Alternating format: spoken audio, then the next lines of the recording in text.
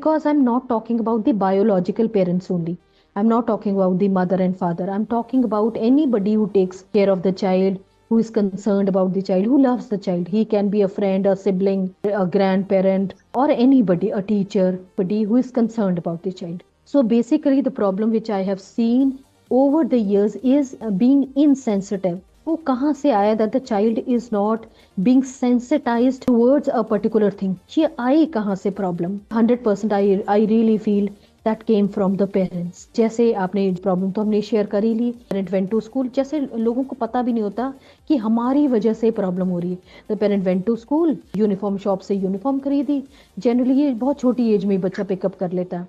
उन्होंने book shop से books खरीदी. They feel that the child should company us, we should go in our car, go back to our home. अब वो उसके पास गए तो जनरली बच्चे का नेचर होता है दैट ही सेज, ओ मेरे फ्रेंड के लिए ये नहीं लिया, वो कैसे करेगा, उसके लिए भी ये भी ले लेते हैं, उसके लिए वो भी ले लेते हैं. What is the prompt response of any parent? मैंने 90% लोगों को ये रिस्पॉन्स देते हुए देखा, हाँ भाड़ में जाने दे उसको, भाड़ में जाने दे उसको. How can you use that sentence with the child कि हाँ उसके पेरेंट्स अपने आप उसको लेके दे देंगे, हमें क्या करना है? On that particular day you have sowed the seed of insensitivity in the child. आपको पता ही नहीं कि आपने क्या किया. In the future when we say the child doesn't have the sense of belongingness with the school, parents के लिए वो कुछ नहीं करना चाहता, he is not sensitive towards the environment. आपने ही तो छीन ली वो सेंसिटिविटी उससे. दो चीजें जो हमने मेनली डिस्कस करी, one, I am always right, that kind of attitude. Second, insensitivity when in future that is combined with the authority or power of any kind.